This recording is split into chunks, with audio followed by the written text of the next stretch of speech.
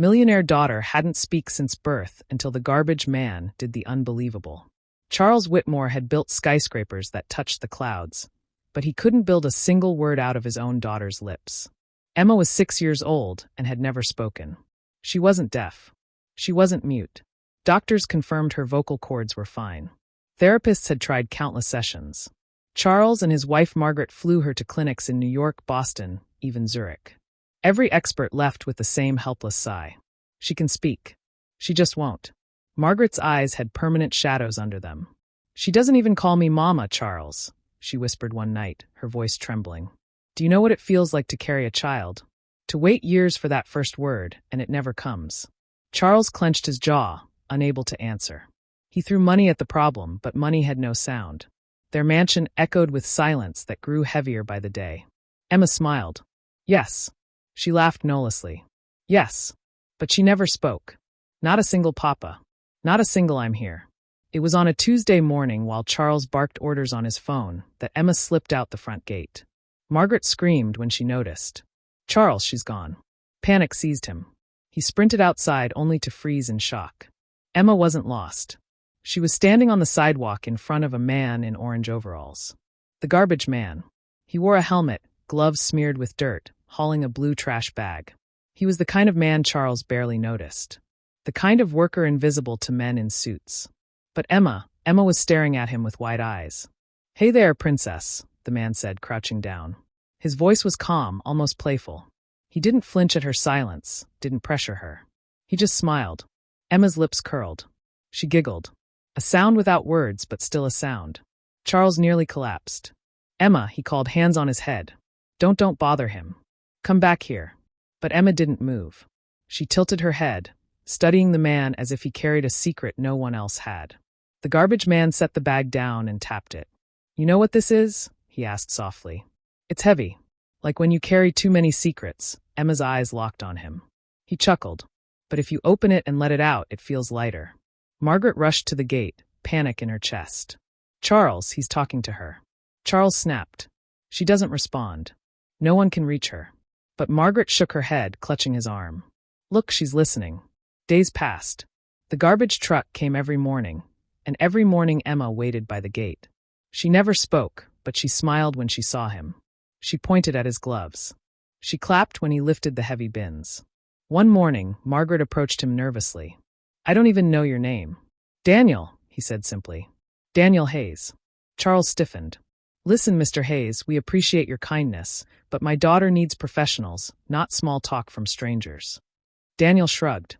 Maybe she just needs someone who doesn't expect anything. He turned back to Emma, crouched low again. Hey, princess, guess what? Yesterday, I saw a cat jump right into a bin. Scared me half to death. Emma laughed silently, clutching her pink dress. Her whole face lit up. Margaret covered her mouth. Charles, she never reacts like this. Charles shook his head, unable to process. Weeks went by. Daniel became part of Emma's routine. He never asked her to speak. He only told her little stories about funny things on his route, about his old dog, about the silly songs he sang to himself while working. Emma listened with rapt attention. Sometimes she would mime back, pretending to lift a trash bag. Other times she'd clap at his jokes. She began leaving small things by the gate, drawings, flowers, even her favorite marble. Daniel always treated them like treasures. One morning, Charles stood back with his hands on his head, whispering to Margaret, "This is insane." 6 years of silence, and she's bonding with a garbage man. Margaret's voice broke. Do you realize how many nights I beg God for anything? For her to let someone in? I don't care who he is. Look at her, Charles. She's alive with him. Emma leaned close to Daniel, lips moving as if she wanted to shape a word. But nothing came. Not yet. Still, for the first time in years, Charles felt something he hadn't dared to feel. Hope. That night, Margaret sat at the edge of Emma's bed, brushing strands of hair from her forehead. Do you think we've been wrong all along? She whispered. Charles sighed. Wrong. We've been treating her like a problem to solve, not a little girl who just needs to feel safe. Charles had no answer, but deep down he knew she was right. The next morning, Charles did something he never imagined. He put away his phone, ignored his chauffeur, and walked Emma outside himself. She clutched his hand tightly. Her small fingers felt warmer than ever. When Daniel arrived, Charles didn't bark or warn him off. He simply nodded. "Morning." Daniel raised an eyebrow. "Morning, Mr. Whitmore." Emma let go of her father's hand and skipped toward Daniel, who crouched low. "Princess, guess what? I nearly lost my glove in a bin today. Thought I'd be digging through trash all morning." Emma clapped, silent giggles spilling from her lips.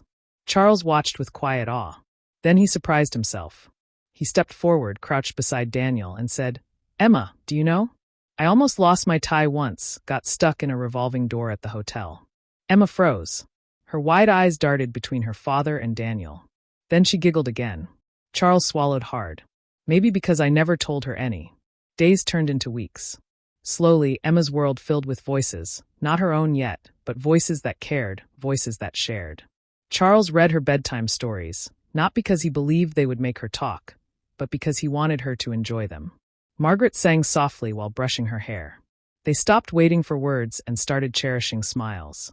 One evening, Emma sat beside Charles on the porch. She tugged at his sleeve and pointed to the stars. "Beautiful," Charles whispered. "Do you like them?" Emma nodded, eyes shining. Charles leaned close. "You don't have to say anything.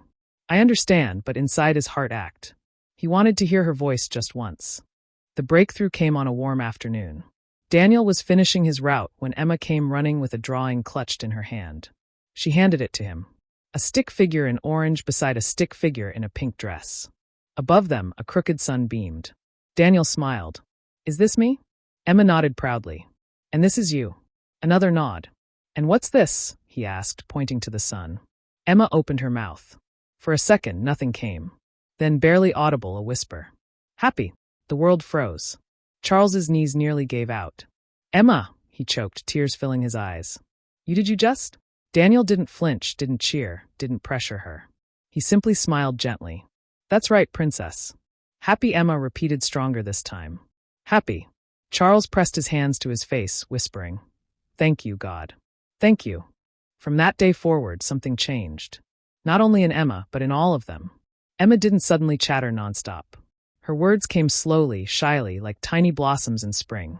Sometimes weeks passed with only a single new word, but every sound was a miracle.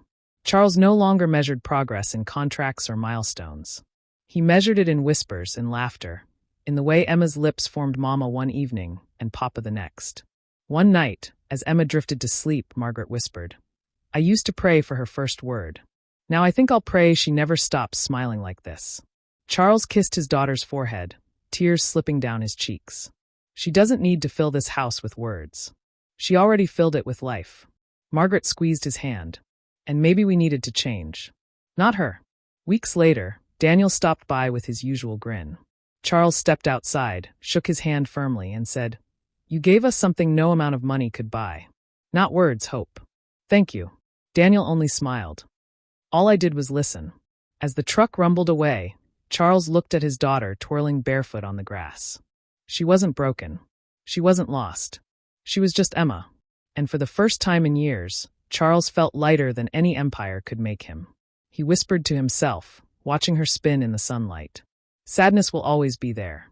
But right now, happiness is louder. If you enjoyed this story, don't forget to give it a thumbs up and hit that subscribe button for more emotional, dramatic, and unexpected tales. And let us know in the comments, where in the world are you watching from? We love hearing from all of you. Until next time, stay kind, stay curious, and keep watching.